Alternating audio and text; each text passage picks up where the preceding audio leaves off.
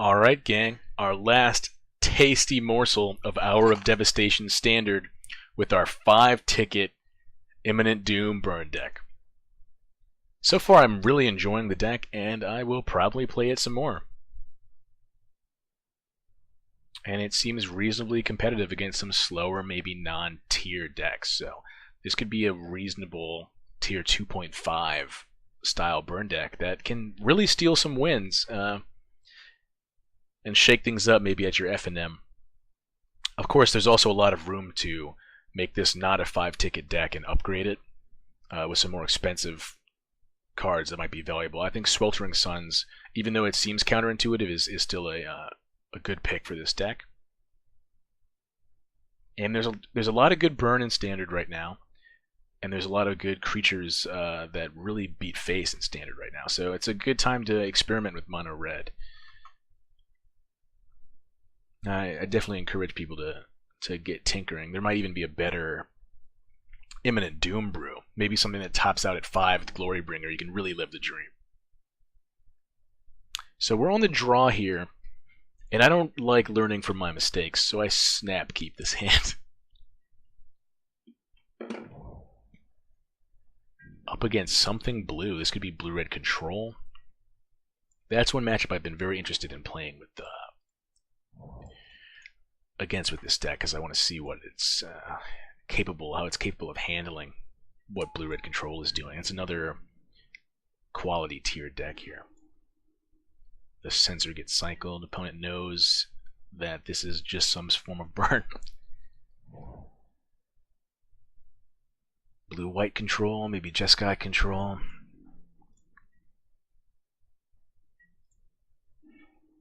Alright. We have some amount of time to hit that second land drop. Maybe keeping the one-landers is always wrong. We only need 3 lands to function, though, and we'd rather have more gas than lands, and we mulligan really poorly. So all of those things are on my mind when I make a play like this. Unfortunately, we got our only thing that costs more than 3 in hand. Opponent cycling away the other sensor. We're stuck at 1. Sensor seems good. Trying to find some gas. I'm sure they're overloaded with counterspells. They probably hold up a disallow.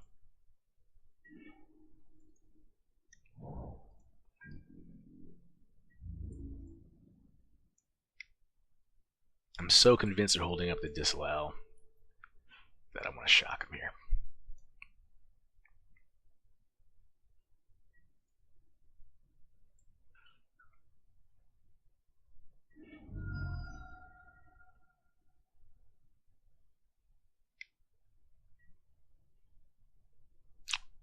How could I have been so blind? It was farm the whole time. What does this card do?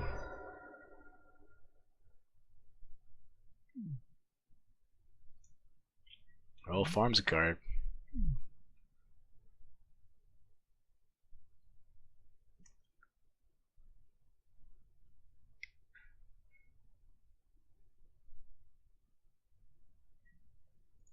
This tiny micro pull from tomorrow for our opponent.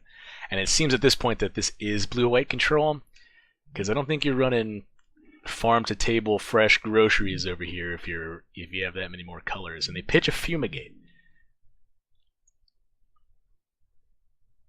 Does that mean they have another Fumigate in hand, or they're just struggling to hit land drops?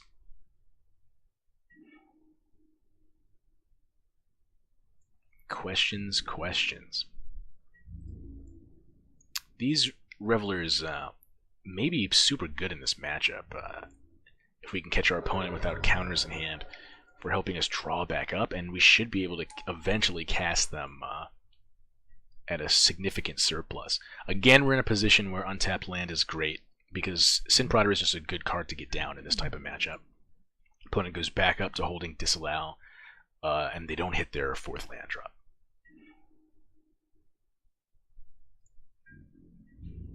Is it farm to market or what?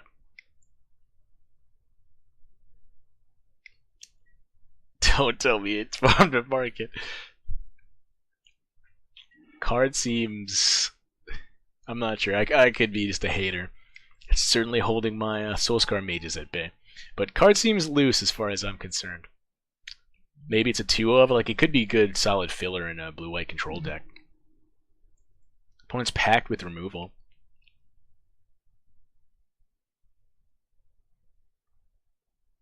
Part of the beauty of what we're trying to do, though, is win on a less creature-intensive plan, because we do have a ton of burn that we can just toss at our opponent. And our opponent also seems creature-light. Run out the second Alchemist, I suppose, is the play.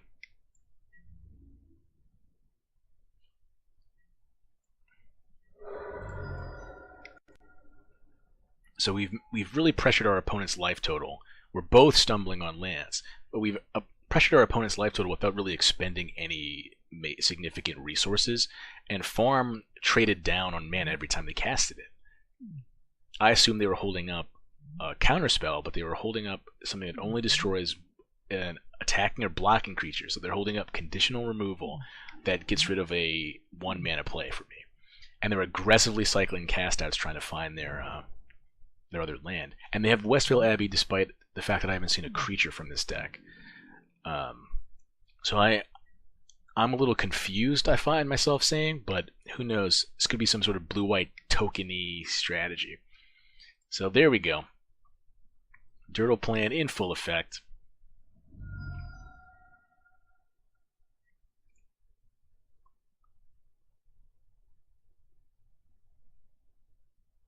These burn from withins are probably going to be cast for X equals 0, which is very silly to say, but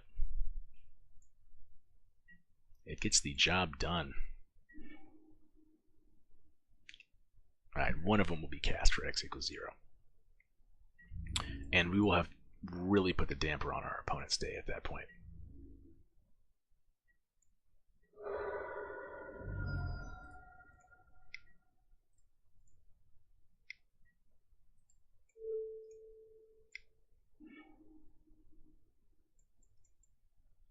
Ping, ping, down to 4. Shocky, you down to...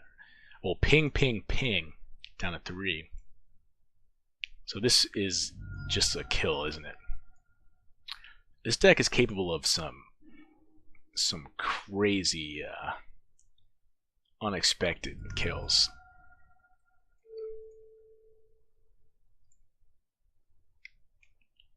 X equals 0, you die from Firebrand Archer triggering. Maybe it was right to fire off X equals 0 burn from withins a long time ago. The Thermo Alchemist Firebrand Archer package is one of the sweeter parts of this deck. Now, blue-white control. Seems like another case where we're just racing and that we don't have to worry about their creatures. At least their creatures aren't going to be killable by Galvanic Bombardment. And the Pyro Helices seem better. And then maybe just to replace that 1-drop slot, we just side in some sprays. X equals 0 burn from within is still our other 1-drop. So one thing, in all 5 games that we've played, we still haven't gotten to cast the Bedlam Reveler, which I think is very sweet in this deck. It'll happen. Alright, and we're in the fortunate position of having a tap land and no 1-drop, so even though we are on the draw, I think we still play out our desert. The last thing we want to do is get mana screwed. Maybe we actually wait on it and see if we can cycle it away, but I think we have a window to put the tap land down and we just put it down. Now we don't. Now we don't put it down at all. Soulscar Mage it is.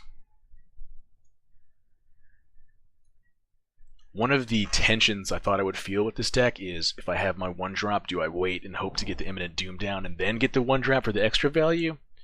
But it's consistent enough because I'm not trying anything nutty with it. It's only 1-drop for 1 trigger, 2-drop for 2 trigger, 3-drop for 3. That ultimately it ends up feeling just fine to play out your 1s and your 2s. And hopefully, if you get your Imminent Doom, you'll draw into it. And for the most part, it just looks like we're playing a standard style of burn deck to the opponent.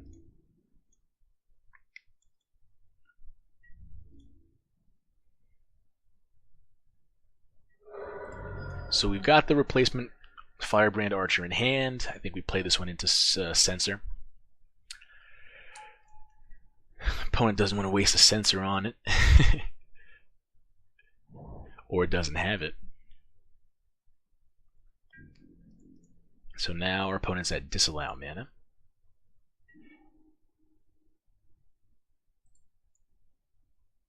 So now we can still speculate on whether we censor this or not, or cycle this or not, the Desert of the Fervent.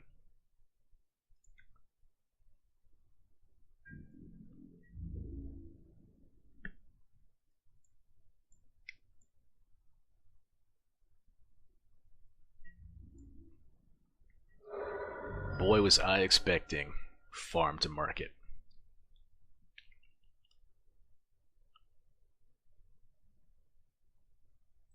I think we play this out and hold up. We can't hold up any burn for this. I think we just play this out, see if they have the disallow. I'm a little worried about the fumigates. There's the disallow. Yeah, it doesn't bother me too much.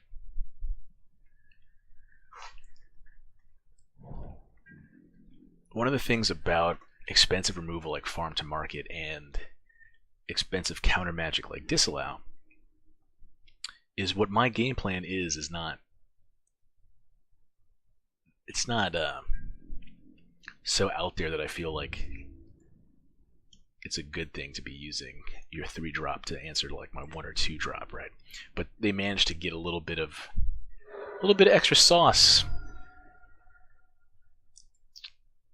So here, I like the possibility of escalating the Defiance and also casting a big burn from within, and I think we just play it out and pass. And then the next land drop is also an uncounterable, well, at least counterable only by disallow, 2 damage to the dome. And I think the pressure's still on the opponent to come up with something that they're actually doing. Otherwise, even 3 damage a turn is a clock.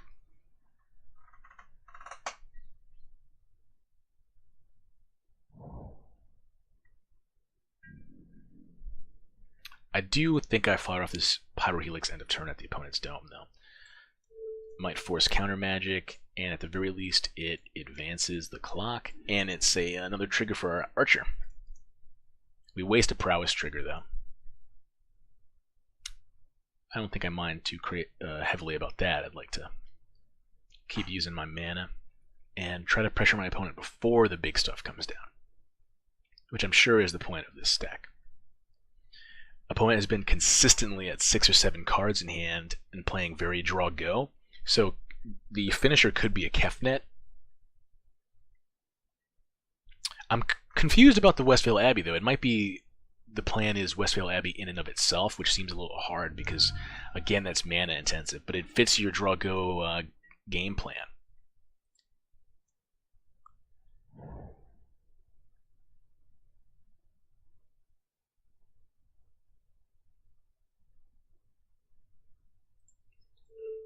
Let's see if our opponent wants to deal with this via counter magic.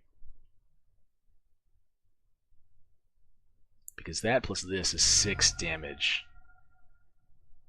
Incendiary Flow, Collective Defiance, 6 damage. This makes 7, 8, 9, 10, 11. So that's kind of what I thought might happen there. Don't necessarily want to get the Collective Defiance censored. Oh, they left up no blue mana. I'm a dummy.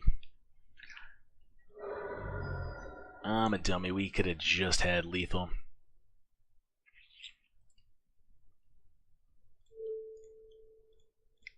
Well, what I meant to say is I want to get lethal with my deserts. You know, get the bang for my buck with that Ramanat Ruins there. Yeah, we would have had lethal if I had fired that off, knowing that my opponent didn't leave blue up. I saw the blue sky in Westvale Abbey and was like, I don't want to walk into censor. Mistake. My second thrown away prowess trigger. So all of you know, all of you burn players know that 1 point of damage is big. Like, it always matters. So it's important to sequence your things a little bit better than I did there. Hilariously, this turns off Westvale Abbey.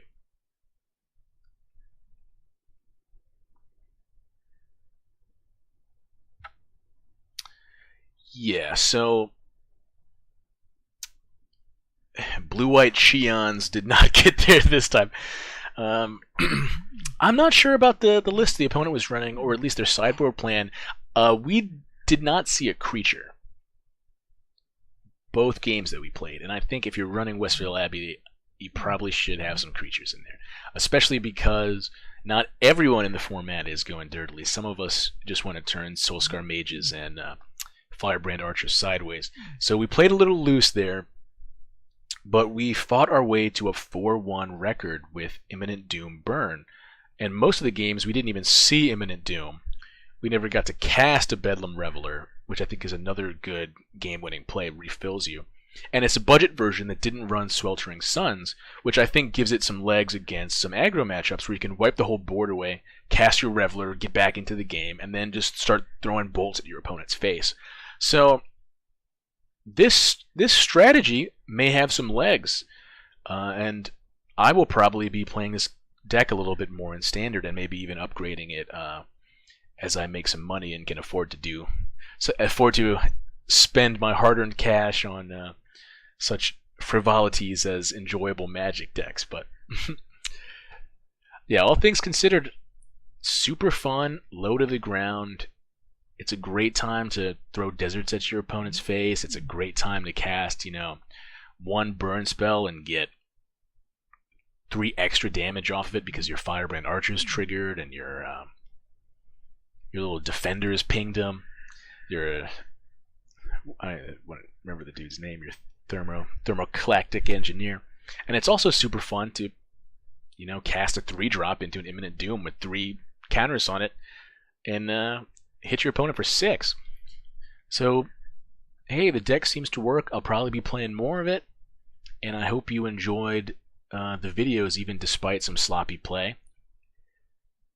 And I think Hour of Devastation Standard is going to be fun, so maybe grab this budget list for your FNM or for your casual play on Magic Online.